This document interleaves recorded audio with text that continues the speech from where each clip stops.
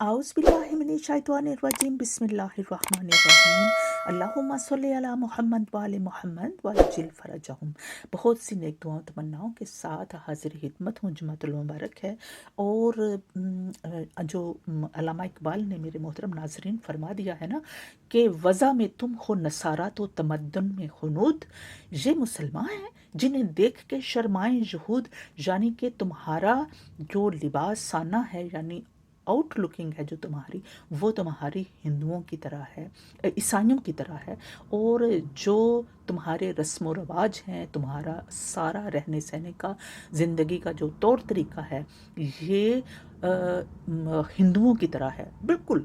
अगर हम 56 मुल्कों में से लेके सिर्फ एक ईरान को निकाल के, ईरान को कहते हैं शिया हैं, काफिर हैं, लेकिन आज 56 मुल्कों में से एक ये ईरान का मुल्क जो है वो पैलेस्टाइन के लिए, अपने इंसानियत के लिए और मुसलमानों के लिए और मस्जिद अक्सा के लिए, किबला अव्वल के लिए वो निकला है मैदान में। और ये कोई आसान बात नहीं होती। यही मोमिन और मुनाफिक की पहचान है और हमेशा से ये चीज़ रही है। अल्लाह ताला हमें इस चीज़ को समझने की और हक के साथ चलने की तौफीक अता फरमाए। देखें, अल्लामा इकबाल ये भी फरमाते हैं कि खुदा एक, रसूल एक, किताब एक, कोई बड़ी बात थी होते जो मुसलमान भी एक।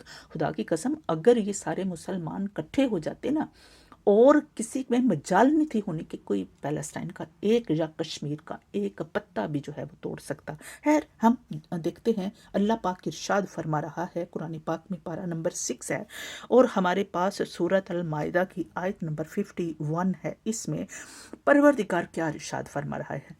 परवरदिगार फरमाता है मेरे मोहतरम नाजरीन कि या अय्युहल्लज़ीना आमनू, ए लोगो जो ईमान लाए हो। मुस्लिमों ने कहा, इस्लाम लाने, इस्लाम लाता है जब इंसान सिर्फ कलमा पढ़ता है। आमनू उस वक्त होता है जब वो उसके ऊपर यानी कुरान के ऊपर अमल करना शुरू कर देता है, अपने अहद का पास करता है और अपनी जान, सिर्फ जुबान नहीं, जान और दिल भी कुर्बानी के ऊपर ले आता है। वो होते हैं आमनू। तो फरमाता है परवरदिगार के ला तत्ताहिजुल यहूदा वन नसारा औलियाहुम बादुहुम औलिया, के ना पकड़ो, ना बनाओ यहूदियों को और ईसाइयों को औलिया, यानी कि अपने सरपरस्त ना बनाओ, अपने निगहबान ना बनाओ, अपने गाइड ना बनाओ, अपने लीडर ना बनाओ। बड़े अफसोस की बात है कि सारे जो मुसलमान हमारे इर्द गिर्द का माहौल है, हमने गलत रस्तों के ऊपर अपना वक्त ज़ाया करना शुरू कर दिया, वक्त ज़ाया किया और अभी भी हो रहा है। लेकिन कुरान पाक को समझने की कोशिश नहीं की, अल्लाह के कलाम को। अल्लाह कैसे दुआएं सुने? रोते रहो, पीटते रहो। अल्लाह सुनेगा उस वक्त जब हम अल्लाह की सुनेंगे, हम अल्लाह के कलाम पाक को समझने की कोशिश करेंगे तो अल्लाह ताला से भी हमसे मोहब्बत करेगा, वो भी हमारी सुनेगा। ये तो उसका करम है, वो दे रहा है। ये तो उसका करम है, वो हमारे गुनाहों को छुपा रहा है। ये तो उसकी मेहरबानी है कि वो मोहम्मद वाले मोहम्मद के सदके अपनी विलायत की रोशनी हम में बिखेर रहा है। फिर भी हम अंधे, गूंगे और बहरे और जो काफिरों के साथ मिल के तो हम बड़ी अपने आप में फ़ख्र महसूस करते हैं। परवरदिगार फरमाता है कि उनको अपना सरपरस्त ना बनाओ, उनके हाथों में अपना कारोबार, अपनी ज़िंदगियां अपने उनके अंडर ना बनाओ। किनके? यहूदियों के और ईसाइयों के। और फिर फरमाता है परवरदिगार के बाद हम औलियाओ, बाद के उनके बाद जो गाइड हैं, उनके बाद जो सरपरस्त हैं, वो तुम्हारे क्या हैं? सरपरस्त हैं। यानी कि तुम्हें पता ही नहीं चलता और तुम कैसे उनके अंडर। और आजकल भी देख लें, अभी आप टेक्नोलॉजी, मीडिया टेक्नोलॉजी देख लें और आप इलेक्ट्रॉनिक टेक्नोलॉजी देख लें, आप कहीं भी इस हवाले से मेडिकल साइंस, हर चीज़ के आप उनके कंट्रोल में हैं, बैंकिंग है, सब कुछ है। तो हमने क्या किया है ये देखना, हमारे लीडरों ने क्या किया है।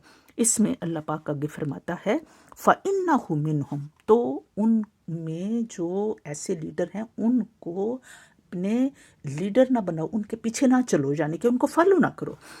ان اللہ لا یہدی القوم الظالمین، اللہ تعالیٰ نہیں، بے شک اللہ تعالیٰ نہیں ہدایت فرماتا ظالموں کو، اللہ تعالیٰ ہدایت نہیں فرماتا ظالموں کو۔ اور ظلم کون کرتا ہے؟ ظلم وہ بھی کر رہے ہیں اپنی جانوں کے اوپر، جو ان کو فالو کر رہے ہیں وہ بھی۔ ہم کلمہ اللہ اور اس کے رسول کا پڑھتے ہیں، اور مولا علی علیہ السلام کی ولایت کو ہم مانتے ہیں، لیکن ہم ان کے جو احکامات ہیں اس کے اوپر ہم عمل نہیں کرتے۔ یہ ہے ہماری بد نصیبی۔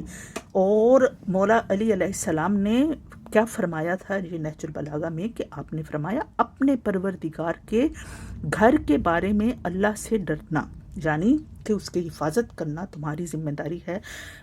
فلسطین پہلا قبلہ ہے اور ہماری سب مسلمانوں کی جو ہے وہ ذمہ داری ہے، اسے جیتے جی خالی نہ چھوڑنا۔ اور یہ اس میں قبلہ اول کے بارے میں بھی ہے، اور حرم کعبہ کے بارے میں بھی ہے، اور تمام مساجد کے بارے میں بھی ہے، کیونکہ اگر یہ خالی چھوڑ دیا گیا، یعنی کہ اللہ کا گھر، تو پھر عذاب سے مہلت نہ پاؤ گے۔ یہ